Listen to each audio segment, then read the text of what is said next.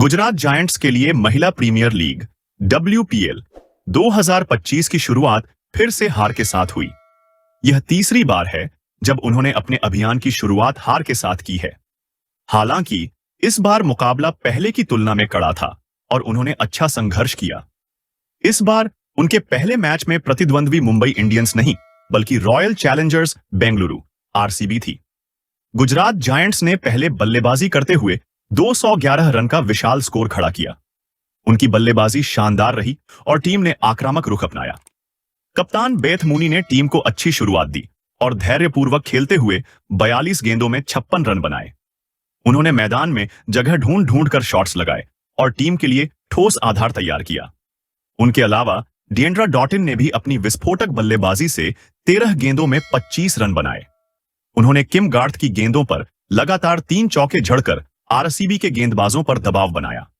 सिमरन शेख और हरलीन देओल ने भी तेजी से रन बनाए और अंत में ऐश गार्डनर ने अपनी तूफानी पारी से स्कोर को 200 के पार पहुंचाया।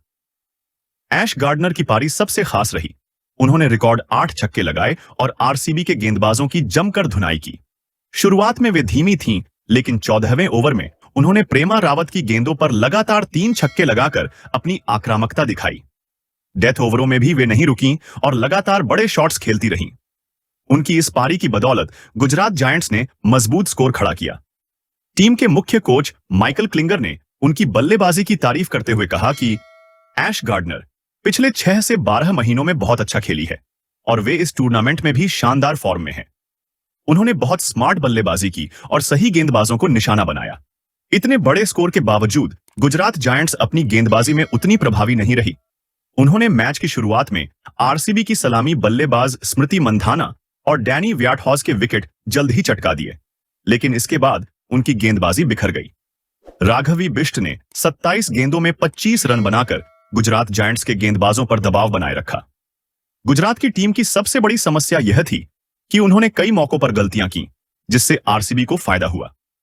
ओवरथ्रो, कैच छूटना, मिसफील्डिंग और रन आउट के मौके गंवाने जैसी गलतियों के कारण टीम बैकफुट पर आ गई। RCB की ओर से एलिस पेरी, आर्चा घोष और कनिका आहूजा ने शानदार बल्लेबाजी की। इन खिलाड़ियों ने गुजरात जायंट्स के गेंदबाजों पर हमला बोल दिया और बड़े शॉट्स खेले। एलिस पेरी को 2 बार जीवनदान मिले जब वे 2 और 11 रन पर बल्लेबाजी कर रही थीं। आर्चा घोष को भी आउट करने का मौका मिला था, लेकिन गुजरात जायंट्स ने यह अवसर गंवा दिया।